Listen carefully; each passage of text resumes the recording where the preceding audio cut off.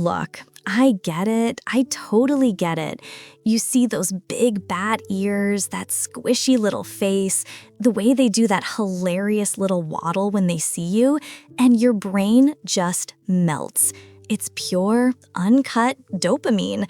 I've seen it all, and even I'm not immune to the charm offensive these guys put on. We just made them the #1 dog in America. #1. We finally beat the Labradors, guys. That's huge. We did that. But we gotta talk, like really seriously talk. Because what we love, it's kind of wrecking them. I'm gonna be the bad guy today. I'm gonna be the one to tell you that the cute snoring isn't actually cute. It's a cry for help. We took a perfectly functional wolf blueprint and we smashed it into a potato shape because we thought it looked funny on Instagram. And now we have a dog that's literally famous for being a walking medical disaster. I love them, you love them, but we are absolutely failing them. So before you click off because you think I'm just a hater, let me stop you. I'm not hating. I'm trying to save your dog's life and save your wallet from absolutely imploding. We need to look at the Frenchie without the filter, just the raw, wheezing, expensive truth. Grab a drink. This is gonna be a bumpy ride.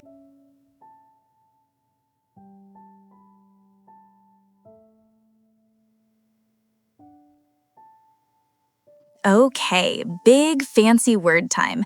Brachycephalic. Sounds like a dinosaur, right? Or maybe a spell from Harry Potter? It just means short head. But for a Frenchie, it means trying to breathe through a drinking straw while a toddler sits on your chest. Look at a normal dog skull. Long snout, plenty of room for teeth, tongue, sinus passages. Now, look at your Frenchie. We took all that hardware, the teeth, the soft palate, the tongue, and we shoved it into a space the size of a tennis ball. It doesn't fit. It literally doesn't fit. That's why their teeth are all over the place. That's why their tongue hangs out. It's not just derpy, it's a logistics failure. Imagine if I took the entire contents of your living room and tried to cram it all into a coat closet. That's your dog's head. And the nose, those tiny little nostrils, we call them stenotic nares. It's like trying to suck enough air to survive through pinholes. Every single breath is work. Every single one. That snorting sound you think is hilarious, that's airway resistance. That's struggle. If a human breathed like that, you'd call an ambulance immediately. But on a dog, we put it on a t-shirt. It's madness when you actually stop and think about the mechanics of it. They are fighting for air from the moment they wake up.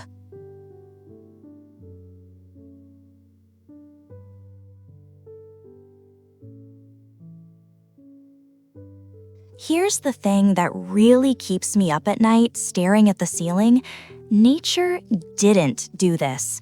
Evolution didn't look at a wolf and go, you know what would be a massive improvement if it couldn't regulate its own body temperature?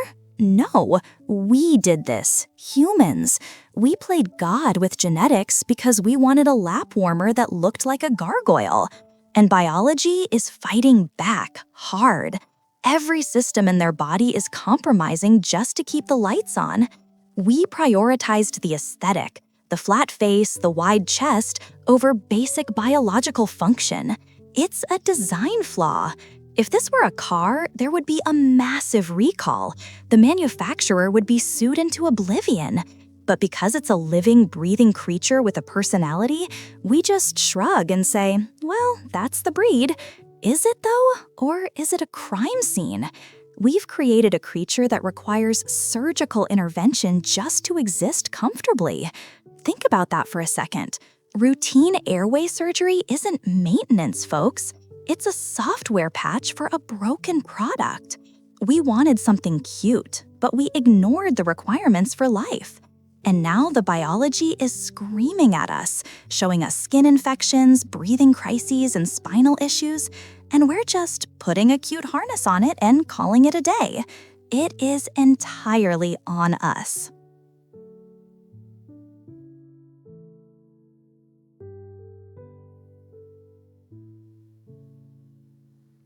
Let's talk about the chassis, the frame.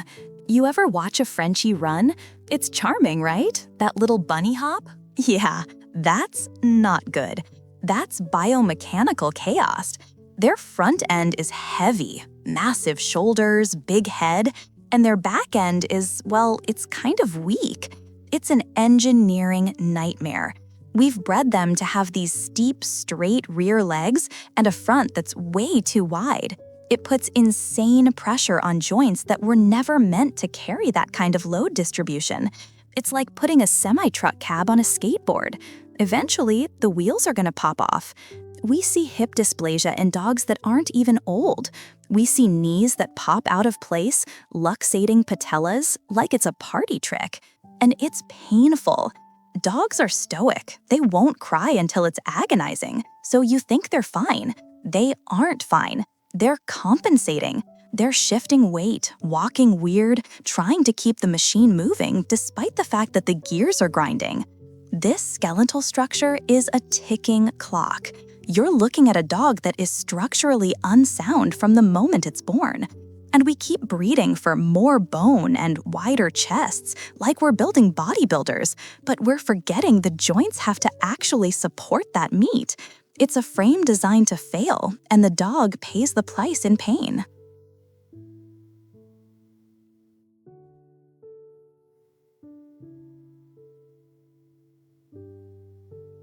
Who's to blame? Is it the breeders? Is it the buyers? Honestly, look at the judges. Look at the breed standard. This is the piece of paper that says what a Frenchie should look like, and it's basically a ransom note for health. The standard asks for a flat face, it asks for a roach back, it rewards the extremes. If a dog can breathe great but has a slightly longer nose, disqualified. Too ugly, doesn't win the ribbon. If a dog can walk without waddling but looks too lean, no good. We have codified suffering into the rules of the game.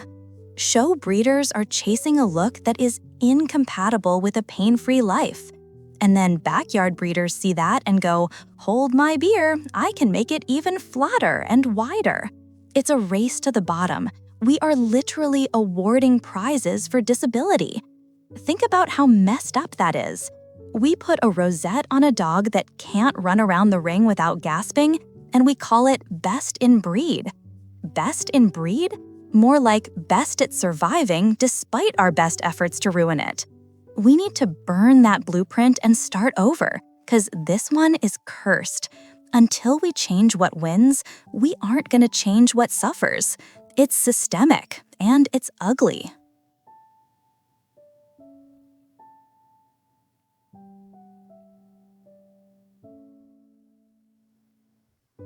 This is the part that hurts. This is the part where I stop being snarky and I just get sad. You know what the average life expectancy for a French Bulldog is now? According to some recent studies out of the UK, it's 4.5 years. 4.5. That is not a lifespan. That is a blink. You get a puppy, you house train it, you finally get it to stop chewing your baseboards. You have a couple of good years, and then, boom, heartache. A dog should be with you for 12, 15 years. But because of all this baggage we've packed into their DNA, we are robbing them, and you, of time. It's a tragedy in slow motion. You sign up for a best friend, but you're really signing up for a premature goodbye. And it's not fair. It's not fair to the kids who love the dog, and it sure as hell isn't fair to the dog who barely gets to experience adulthood before their body gives out. We are breeding dogs that are destined to die young. If that doesn't make you angry, I don't know what will. We accept it like it's normal. Oh, Frenchies don't live long. Why? Why do we accept that? It's not normal. It's a failure of stewardship on a massive scale.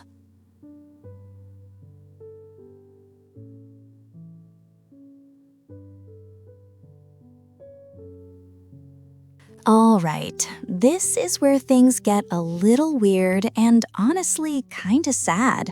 we need to discuss reproduction. You might not know this, but the vast majority of French Bulldogs, like over 80% of them, cannot breed naturally. They literally can't do it. The male physiology often prevents natural mating due to their body structure, and the females typically cannot deliver naturally due to the size of the puppies. It's almost exclusively done through clinical intervention and C-sections. So if you leave two Frenchies alone in a room with some romantic music, nothing is going to happen that results in puppies. It's all artificial insemination and C-sections. Think about what that actually means for a second. We have created a species that is completely dependent on human medical intervention just to replicate itself. If humans disappeared tomorrow, the French Bulldog would go extinct in 1 generation. That is wild. That is not how nature works. Nature usually rewards the ones who can survive and reproduce, but we've rewarded the ones who look the cutest, even if their reproductive system is effectively shut down. It's a biological dead end that we are keeping on life support because we love their squishy faces. It's science fiction stuff, but it's happening in your living room.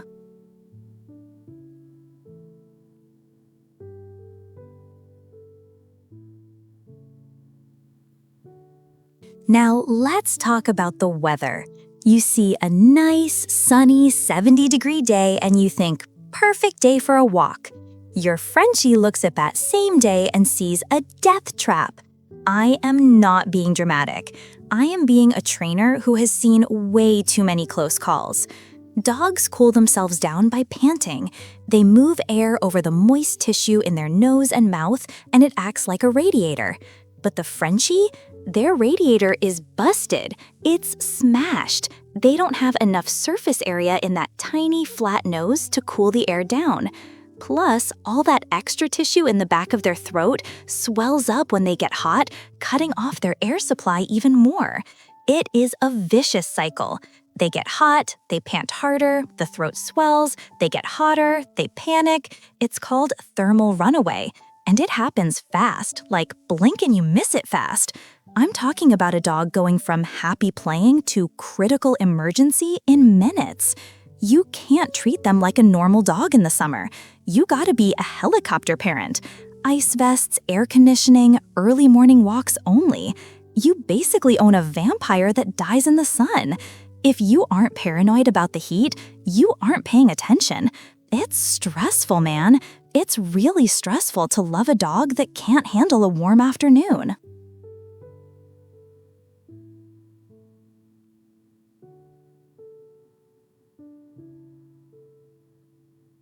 I hope you like eating instant noodles, because if you own a Frenchie, your disposable income is about to vanish. We call them the credit card breakers in the industry. People spend thousands buying the puppy, which is crazy enough, but that is just the down payment. That is the cover charge to get into the club. The real cost is keeping them running. You're going to become best friends with your vet. You're going to have a reserved parking spot there. We're talking about allergy shots every month because their skin is on fire. We're talking about special prescription food that costs more than a steak dinner. And then there are the surgeries. The surgeries. Nares widening? That's a couple grand. Soft palate resection? Another couple grand. Spinal surgery when a disc blows? That can easily hit $5,000 to $8,000. I'm not trying to scare you. Actually, yes, I am. I am trying to scare you. Because I see people buy these dogs thinking they're just cute little companions, and then they get hit with a bill the size of a used Honda Civic. If you don't have rock-solid pet insurance, and I mean the good stuff, not the cheap stuff, you are taking a massive risk with your bank account. You cannot own this breed on a budget. It is a luxury item with luxury maintenance costs.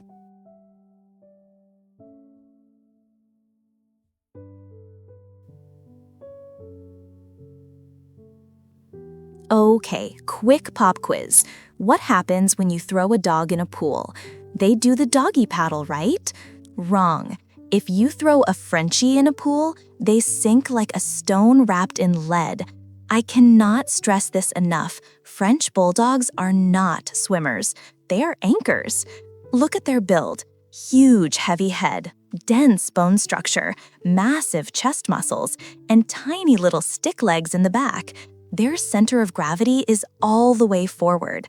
So when they hit the water, the head goes down, the butt goes up, and they cannot lift their face out of the water to breathe.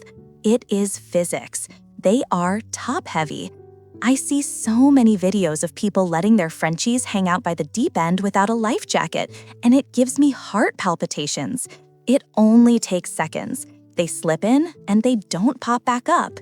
You absolutely must have a life vest on them if they are anywhere near water. Even a kiddie pool can be tricky if they tip over. It's another one of those things where normal dog rules don't apply. You assume all dogs have that instinct, that ability to swim, but we bred that right out of them. We built a dog that is incompatible with water. So please, buy the neon orange life jacket. Make them wear it. It's not a fashion statement. It's personal protective equipment.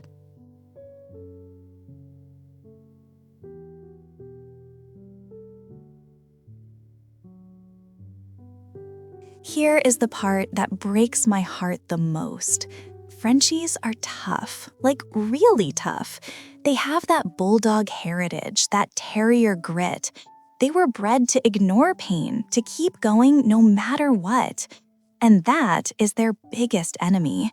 A Frenchie won't whine until the pain is unbearable. They won't limp until their leg is practically falling off. They suffer in silence. They act like little clowns, wagging their butts and playing with toys, while they have a raging ear infection or a spine that feels like it's on fire. I've seen Frenchies with corneal ulcers, holes in their eyes, who are still trying to play fetch. And because they don't cry, owners think, oh, he's fine, he's just grumpy today.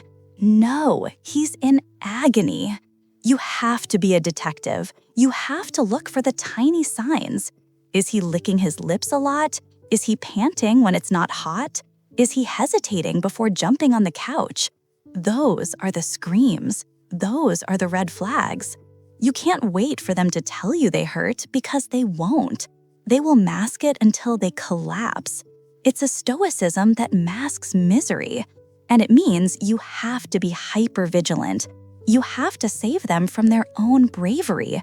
It's a heavy burden to carry, knowing your best friend might be hurting and is trying to hide it from you just to make you happy.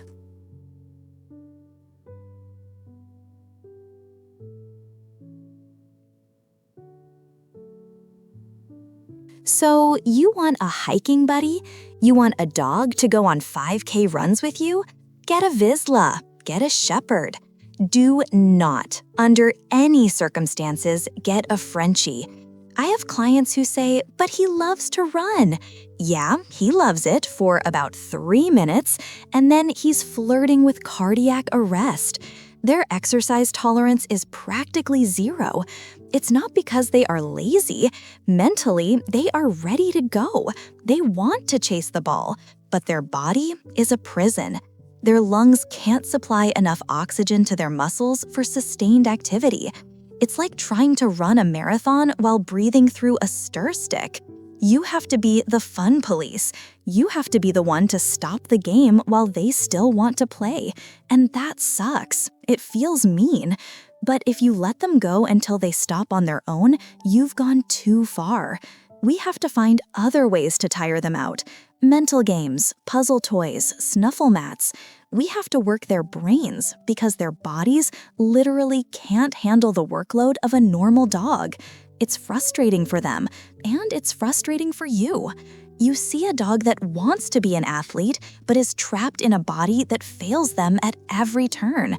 It's a hard reality to accept when you just want to toss a frisbee in the park.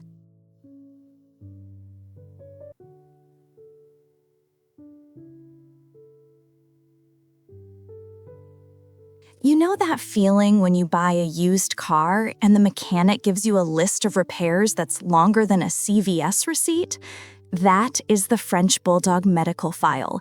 It is not just the breathing, it is literally everything else too. We have to talk about the eyes. They bulge out, right? It looks cute, very cartoonish, but because they protrude past the skull, they are prone to severe injury, ulceration, or a condition called proptosis, where the eye becomes displaced. It is a severe medical emergency. And then there's cherry eye, where the gland in the eye flips out and looks like a red lump. It's like their body is trying to reject its own parts. And don't even get me started on the digestion. These dogs can clear a room in 10 seconds flat. You think the farting is funny? It's actually a sign of a digestive system that is struggling to process food because they swallow so much air when they try to breathe. They are constantly bloated, constantly gassy, and often regurgitating. We have normalized a dog that vomits foam on a weekly basis. We just say, oh, that's just Barnaby being Barnaby. No, that is a gastrointestinal system in distress. We have bred a dog that is high maintenance in every single category. You aren't just a dog owner, you are a nurse practitioner.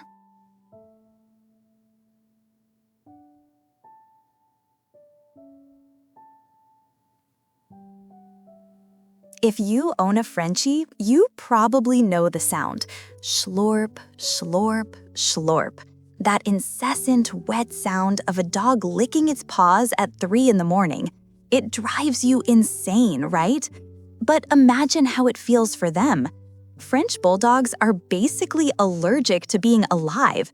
They are allergic to grass, they are allergic to chicken, they are allergic to dust mites. They are allergic to the air they breathe. Their immune system is on a hair trigger, constantly freaking out over nothing. We see so many of these guys with bright red, inflamed paws, losing their fur, skin turning into elephant hide. It is miserable. Imagine wearing a wool sweater that is 2 sizes too small in the middle of July, and you can't take it off. That is your dog's life. You end up spending a fortune on fancy shots like Cytopoint or daily pills just to stop the itching. And the yeast? Oh man, the yeast. If your dog smells like corn chips or old cheese, that isn't their natural scent. That is a fungal infection blooming in their wrinkles. You have to clean those folds every single day. If you skip a day, it gets raw and infected. It is a constant battle against their own skin barrier, and honestly, the skin is losing.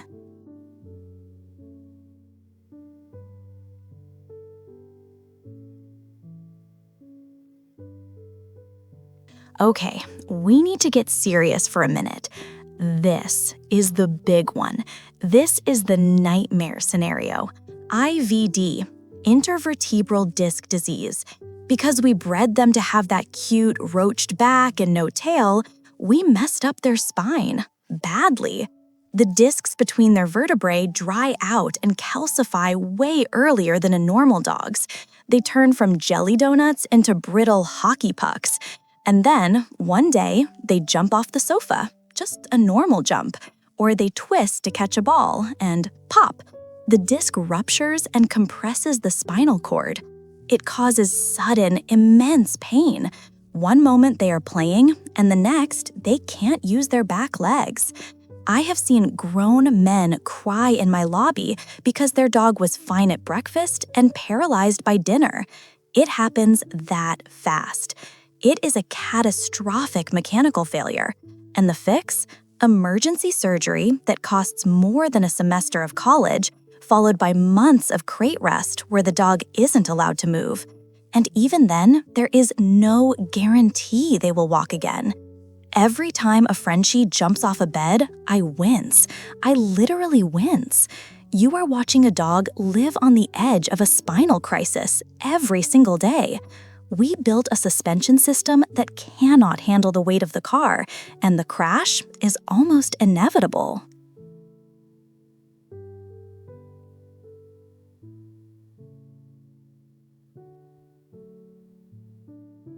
Let's look at the other end, the tail, or the lack of one.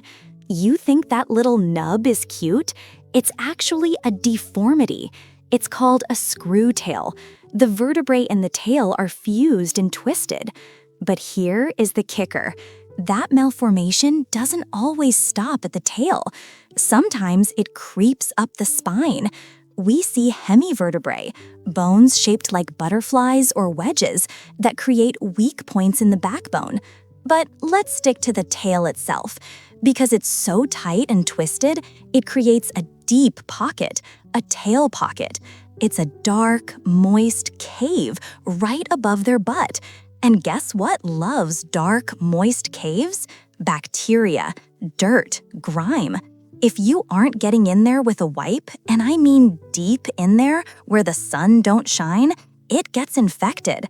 I've seen tail pockets so bad they needed amputation. Yes, amputation of a nub. It is extremely painful for them. They will scoot, they will chase their tail, they will be grumpy, all because their own anatomy is trapping filth against their skin. You have to be willing to get intimate with your dog's rear end on a daily basis if you want to keep them healthy. It is a design flaw that requires human maintenance just to prevent it from rotting. That is the crooked truth.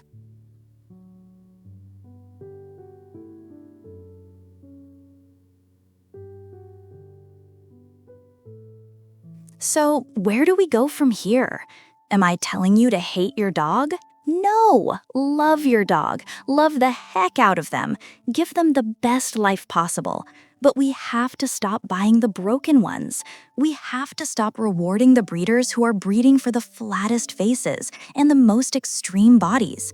We did this. We created the demand. We liked the photos. We clicked the buttons. And now we have to fix it. If you are going to get a Frenchie, you need to find a breeder who is testing spines, testing airways, and breeding for a snout you can actually see. They exist. They are trying to fix the breed, but they won't win if we keep buying the micro ones and the exotic ones that are literally genetic train wrecks. We have to vote with our wallets. We have to say, I love this breed, but I love dogs enough to want them to breathe. It is on us. The kennel clubs move too slow, the government doesn't care. It is up to the puppy buyers to say no more. Don't buy the tragedy, demand a healthy dog. Because these little guys, they have hearts of gold, and they deserve a body that isn't a cage. Let's do better. For them.